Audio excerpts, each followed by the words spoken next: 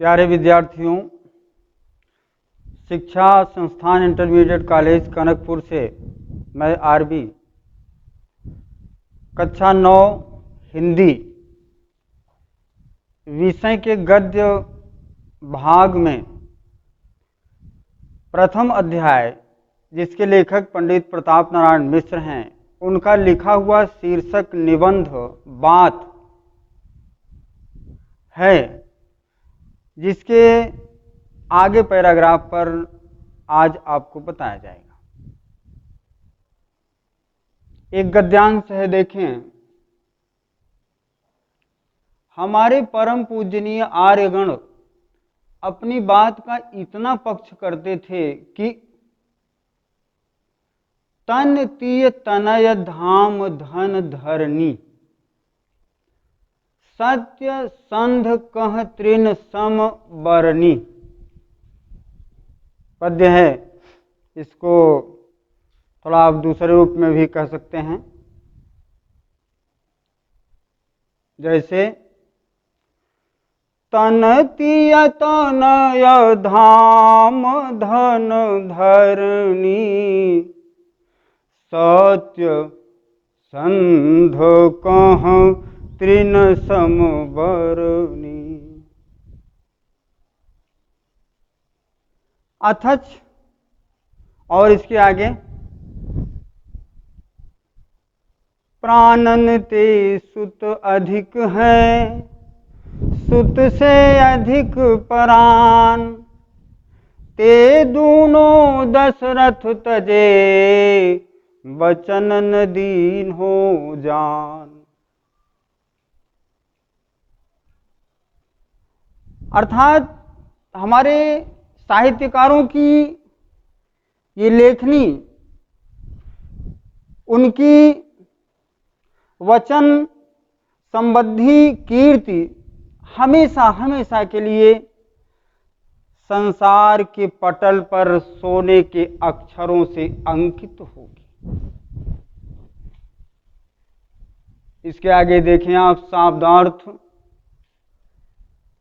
तन माने शरीर, तीय माने भार्या स्त्री, तनय माने पुत्र, धाम माने महल, धन माने धन संपत्ति, धरणी माने पृथ्वी धरती माता, सत्यंध माने सत्यव्रती, तृण माने तिनका, सम माने समान, बरनी माने वर्ण। ये शब्दार्थ हुआ। आगे शब्दार्थ देखें। प्राणन ते सुत, प्राण से सुत माने पुत्रो, सुत से अधिक परान, ते दूनों दशरथ तजे माने त्याग दिए, वचन माने वाणी, न दीन है जान, वाणी नहीं जाने दिए। इस तरीके से ये अक्षर सदा सदा के लिए संसार के पटल पर सोने के अक्षरों के समान लिखे रहेंगे। ये अमिट हैं। आगे प्रसंग देखें।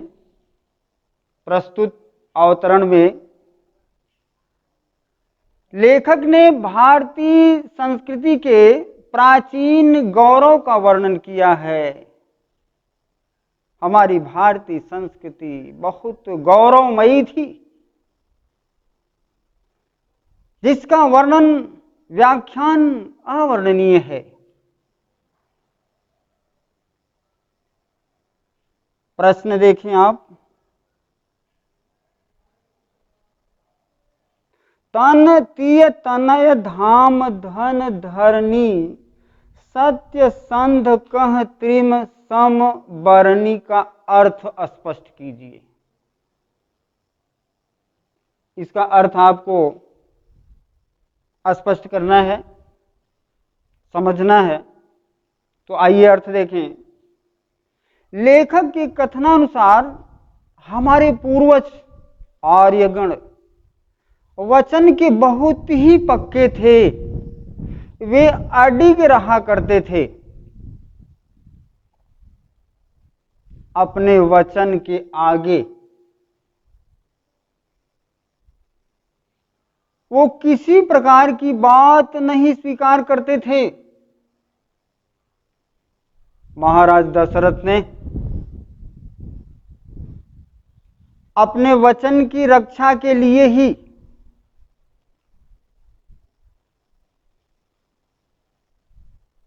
अपने प्राण को त्याग दिए, लेकिन वचन नहीं जाने दिए। हमारे पूर्वज महाराजा हरिश्चंद्र सत्यवादिता के आगे अपने शरीर, पत्नी, पुत्र, महल और सारी धन संपदा को तिनका के समान समझकर त्याग दिए। वाणी के आगे उन्होंने बहुत कीमती से कीमती, मूल्यवान से मूल्यवान वस्तुओं को प्राथमिकता नहीं दिया। जैसा कि आप जानते हैं,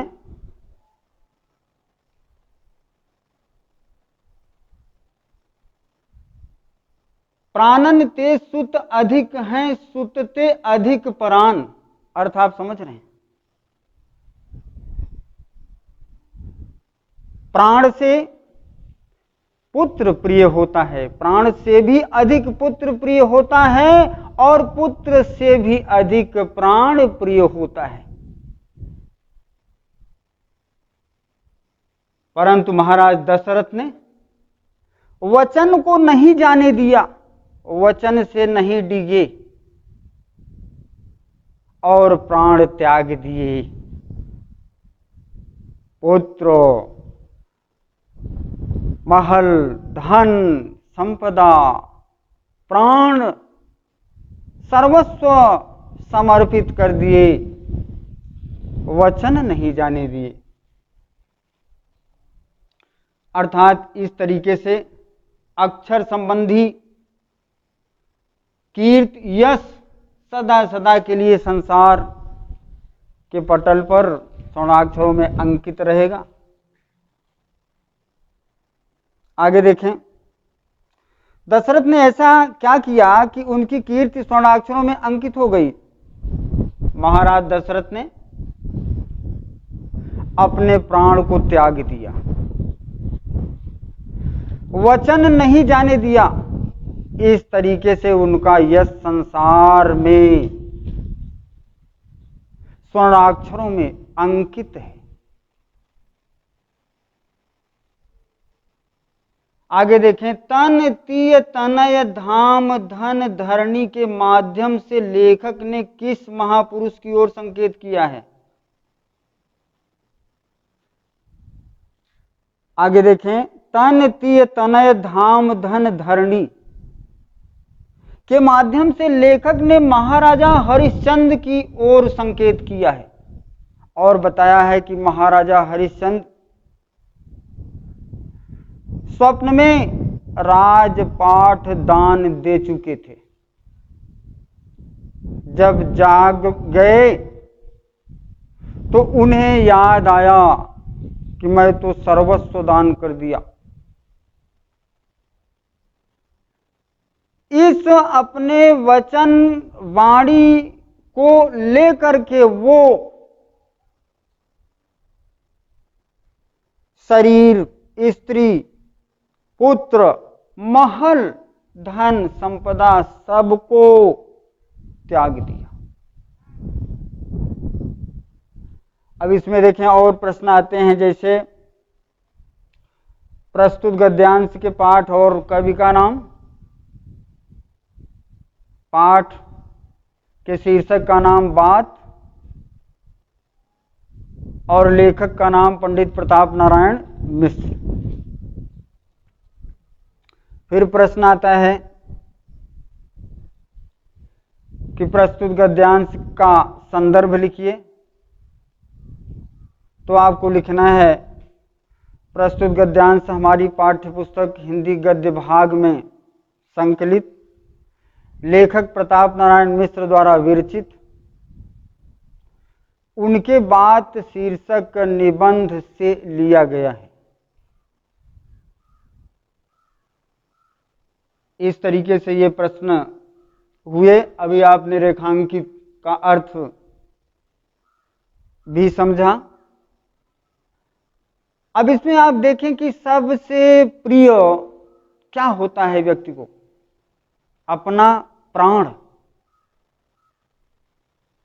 लेकिन ये महापुरुष अपना प्राण भी न्यौछावर कर दिए। आप देखे होंगे कबीरदास ने भी लिखा है कि प्राण तत्व बहुमूल्य तत्व है और प्राण रूपी ये शरीर बहुत ही मूल्यवान है। उन्होंने लिखा है, हम 2 लाइन आपको बताना चाहते हैं इस तन के बारे में।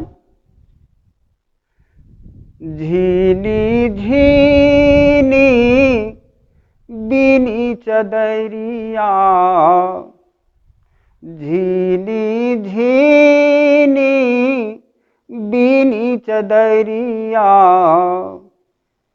काहे को ताना काहे को भरीणी, कौन तार से बीनी चदरिया, झीनी झीनी बीनी चदरिया, इंगला पिंगला ताना भरीणी,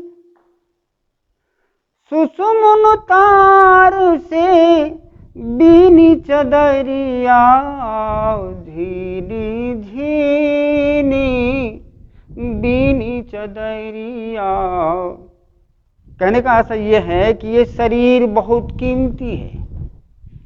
इसको बनाने वाला बहुत ही प्राथमिकता देकर तैयार किया है। ये शरीर में अनगिनत छिद्र हैं। जैसे आप देखते हैं कि शरीर से श्रम करने पर पसीना निकलता है, लेकिन जिस रास्ते से पसीना निकलता है उस रास्ते से फिर दूसरा तरल पदार्थ इसमें जा नहीं सकता। चादर बिल्कुल झिन्न ही है, इसमें बहुत छिद्र हैं, लेकिन इसकी विशेषता है कि इसकी इच्छा के अनुसार ही बाहर आता है। इसकी और इसके अंदर कोई चीज प्रवेश नहीं कर पाता। लेकिन हमारे महान पुरुष इस कीमती शरीर को भी अपने वाणी के आगे त्याग दिए, वचन नहीं जाने दिए। इस तरीके से आज ये भाग समाप्त रहा और अगला भाग अगले दिन फिर पढ़ा जाए।